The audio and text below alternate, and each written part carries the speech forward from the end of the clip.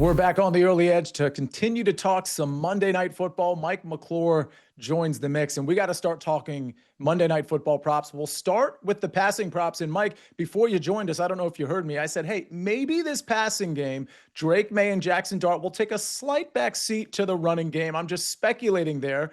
But Mike, your first passing prop pick actually tends to favor the idea that maybe Drake May isn't going to be airing it out for all four quarters.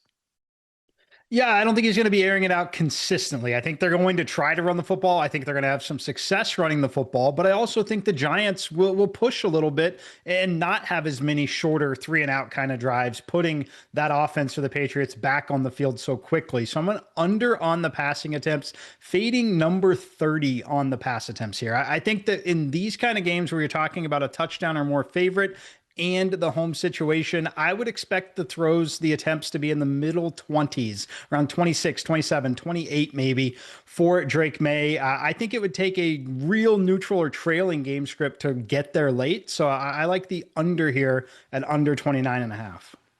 I've got one that doesn't necessarily correlate to yours, Mike, but it doesn't not correlate to yours either. I'm going to go with longest completion. Again, I'll just stick with the Drake May props here. Over 36.5 yards at -110.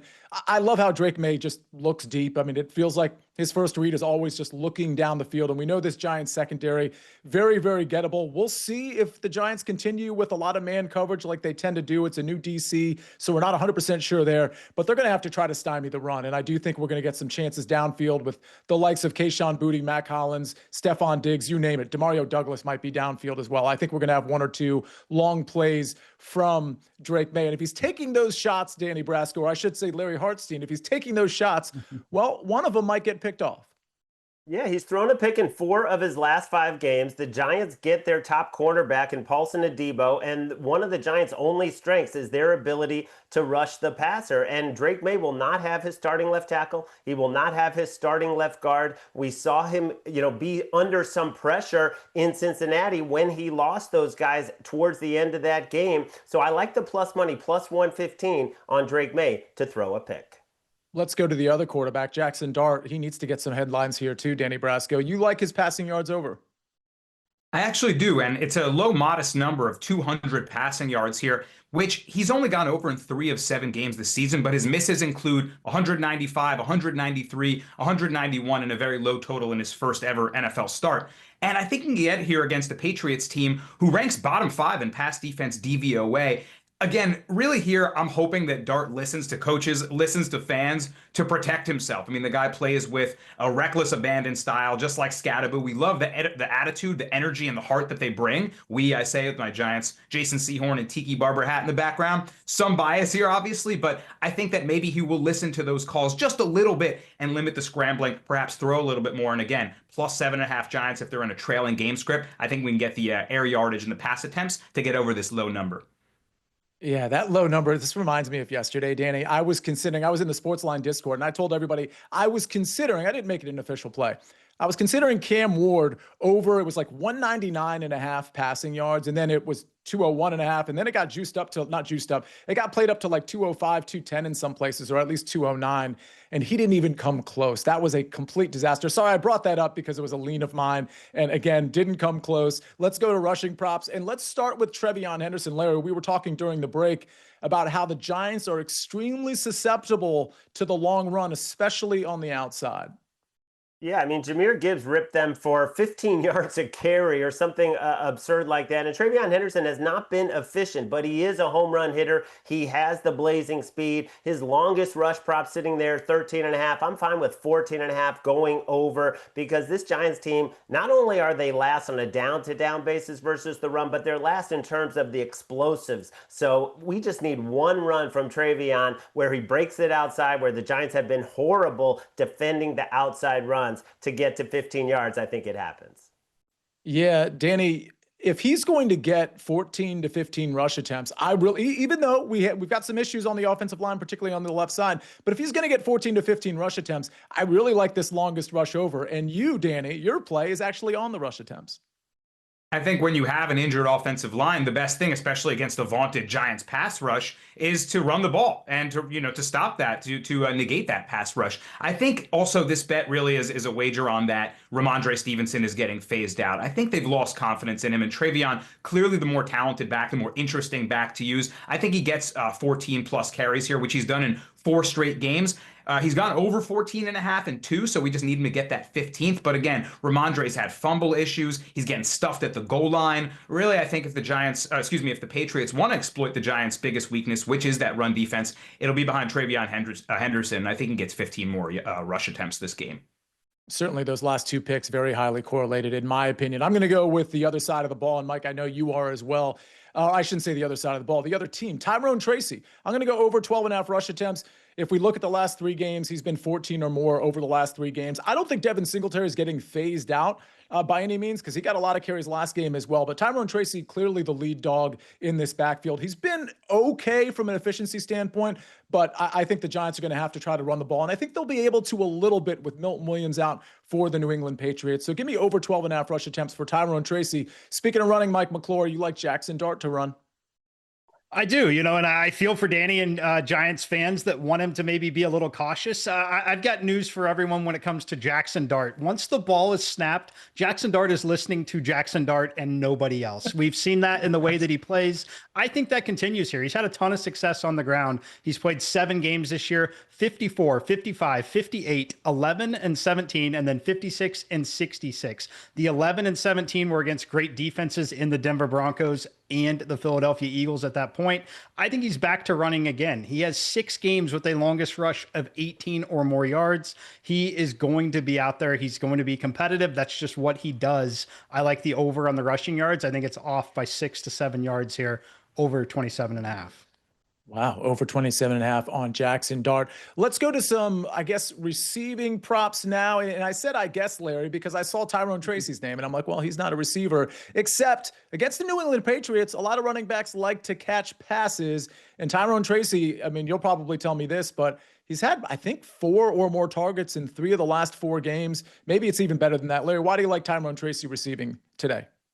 Yeah, he's definitely the preferred receiving back in the Giants backfield. This number is up from 14.5 to 17.5 receiving yards. And while I agree with Mike that Jackson Dart is going to be Jackson Dart, I think we're going to get 1 or 2 more checkdowns that he hasn't really been known for, dumping the ball off. But I think that is going to be one aspect where the rush is coming. Maybe I'll just dump it off to Tyrone Tracy. And like you said, Sia, this is a good matchup, especially if the Giants are trailing as they are expected to be. Tyrone Tracy receiving yards is a good look. And Danny, maybe Jackson Dart will be dumping it off to a trusted big target, maybe in the middle of the field, who lines up in the slot quite a bit, but is actually a tight end. Talk to me about Theo Johnson. Speaking of good matchup, how about the Patriots ranking bottom 5 in targets, receptions, and yards allowed to opposing tight ends? And Theo Johnson has thrived with Jackson Dart under center. All 5 of his touchdowns have come from Dart. And he's over this receiving yards mark in 3 straight games, 75 yards with Jameis Winston under center last week. He's got a 15-plus yard catch in 6 games this season. So I really like for him to go over this fairly low number of 30.5 receiving yards. Look for a lot of targets to Theo Johnson tonight. Mike, I know you like this one as well. Anything to add to what Danny Brasco said? No, just a great matchup. And yeah, taking the longest reception even further, 4 or 5 times this year, over 20 yards on the longest. This is one that in this matchup, he may be able to achieve this on 1 catch or 2. Love this number here. Thought it should have been closer to 38. All right, and I'm going to go with Demario Douglas under 1.5 receptions at -132. I just think there's too many targets to go around. We're going to see a lot of the running game, but when you look at the receivers, Stephon Diggs is probably going to get his like he usually does. Mac Hollins, you've got Demario Douglas, pretty much the lowest on the pecking order when you look at some of the other receivers. I kind of put him in that Kyle Williams category from a target share standpoint. Kayshon Boutte back for this game as well. Hunter Henry gets targets. Give me Demario Douglas to have 1 catch or less. Let's go to game or team props. Larry, start off with the Giants starting off with Wan'Dale Robinson. Yeah, he's the number one receiver now without Malik Neighbors, coming off a monster game. And if you look at the last two games that he played with Jackson Dart, 11 targets in each of those. So I like this price, plus 130 to catch a pass on the first drive for Wan'Dale Robinson. He also lines up in the slot quite a bit, which is a weak point of that Patriots defense. Danny, you've already sung the praises of Theo Johnson, but you like him for an anytime touchdown. I mentioned that Jackson Dart loves looking his way. All 5 of his touchdowns came from Jackson Dart this season. And more importantly, he's leading the Giants in red zone targets with 12. Simply put, great matchup against a Patriots team who's been bad against opposing tight ends. They're looking his way inside the red zone. Plus 270 feels like a good bet on Theo Johnson to score. All right, Mike, talk to me about Jackson Dart. You like him in the rushing yards category, but you like him to score an anytime touchdown as well. I do. Look, I just still continue to think Jackson Dart at this point in his career is going to play Jackson Dart's game, regardless of what anyone tells him out there. He's played 7 games this year. He has 7 rushing touchdowns on the season in those 7 games. The number at plus 295 implies right around 25%. I'm not saying it should be closer to 50%, but I do have the number about 32%. So a pretty significant edge on an anytime touchdown. I think that there's too much pessimism about him not wanting to run the football here. I think he still runs the football. And if he does run it a little less, it won't be in the red zone here. So give me the touchdown anytime, Jackson Dart plus 295. Speaking of darts, I'm going to throw a dart here. It's plus 850. It's just a sprinkle play, maybe 0.1 units. Darius Slayton to lead the game in receiving yards, again, at plus 850. If we're talking potential negative game script, we're talking potentially Jackson Dart having to air it out at some point in this game. Yeah, Wan'Dale Robinson would lead the pack there, but Darius Slayton is your deep shot guy, and if he catches 2 balls in that medium to deep range, he could absolutely lead all receivers, not just Giants receivers, at plus 850. Let's rapid fire first touchdown scores. We've got 2 on Theo Johnson. Danny, you're one of them, of course. Larry, I'll let you talk to me about Theo Johnson first touchdown score at plus 1,500. Well, basically, I just agree with all the love that Danny gave for Theo Johnson. He and Jackson Dart have such a great connection. He has not caught a touchdown from anyone else. All 5 came from Jackson Dart. All right, I'm going to go with Mac Hollins at plus 1,500. I just think he's on the field too much, and he's a good run blocker. He's a trusted target. I'll take him at 15-1. And Mike, close us out. It's the Jackson Dart Show. The Jackson Dart Show, plus 1,700. Again, I don't think he's going to really be limited in terms of running the football in this game. He had a lot of time to recover here. I think this is a primetime game. It's Monday Night Football in the rookie campaign here. It's when Jackson Dart wants to be Jackson Dart. So give me him here, plus 1,700. Yeah, I like the idea of, listen, he's coming back from concussion. He's gotten pretty good rest, and it's a primetime game. Jackson Dart is going to play his game for sure. All right, that'll wrap up the prop section of the show, but we got to come back and talk about winners and losers against the spread, totals. We're going to cover that next on The Early Edge.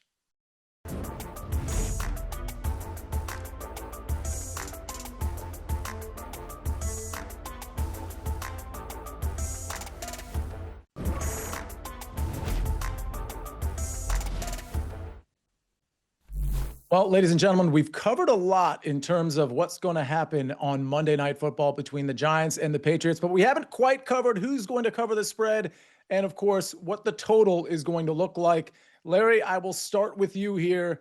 Who do you think's covering the spread? We got 7.5 here at BetMGM.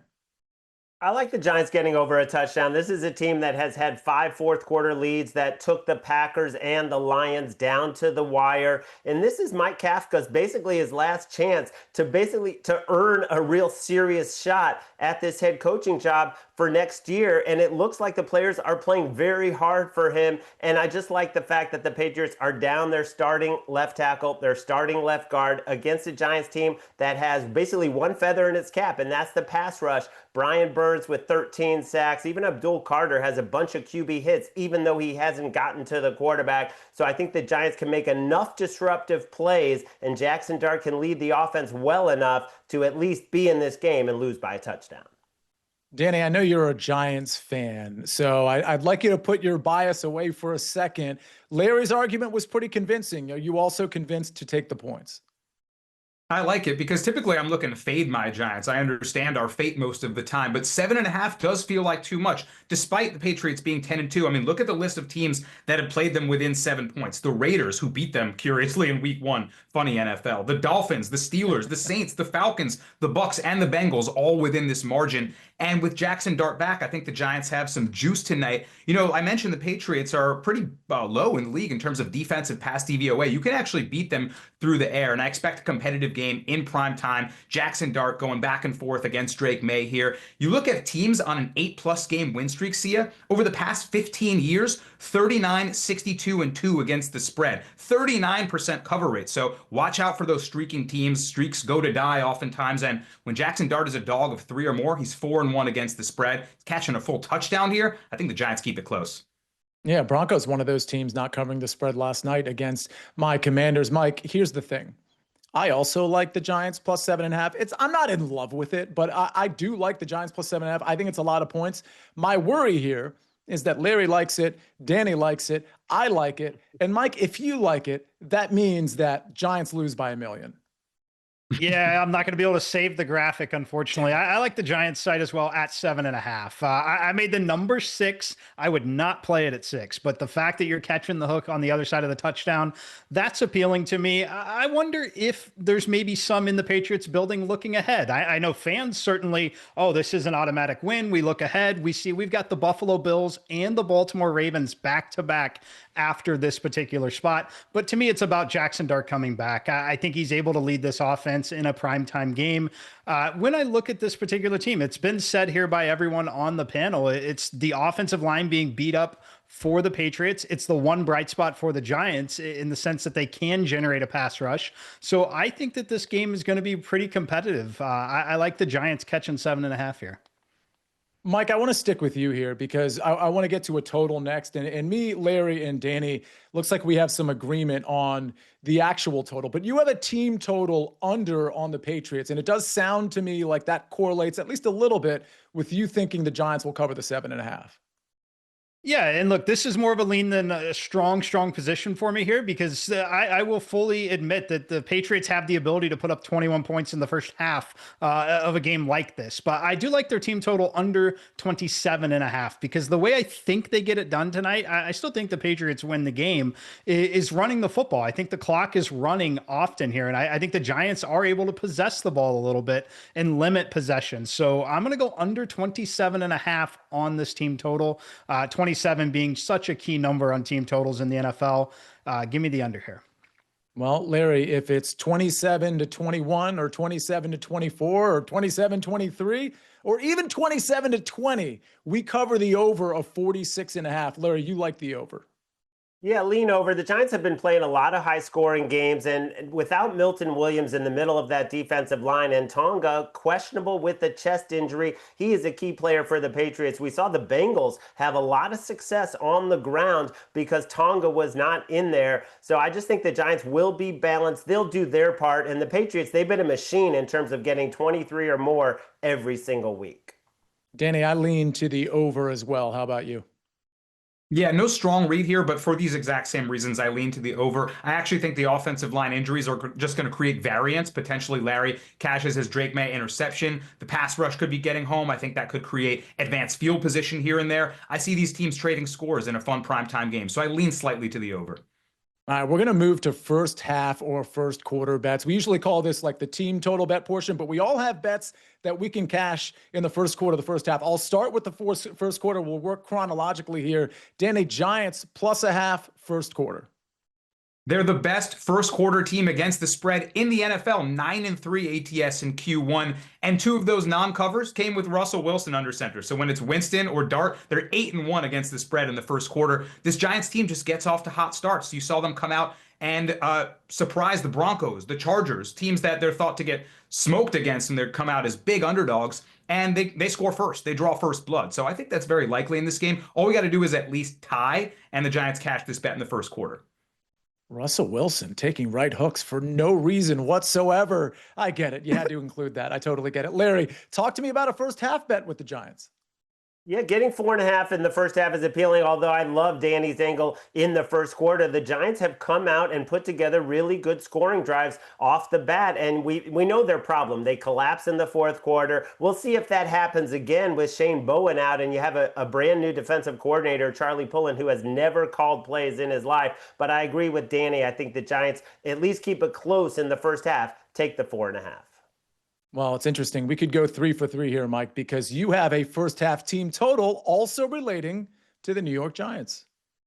Yeah, I was surprised to see the number here, 9.5. Touchdown and a field goal. We get home on this one. And a lot of it has to do with all the optimism on the Giants side early. We've seen it from them really consistently this season, not only in the first quarter, averaging almost a touchdown at 7 points, but in the first half, still averaging 12 points a game in the first half. That puts them near the top 10 in the NFL, around teams like the Kansas City Chiefs. Believe it or not, the Giants score as many points in first halves as the Kansas City Chiefs here. I like this spot for them, though. I think having Jackson Dart back, having a scripted drive, having maybe a slower start on the side of the Patriots with that offensive line beat up, an extra possession here early. Give me the Giants team total over 9.5 in the first half.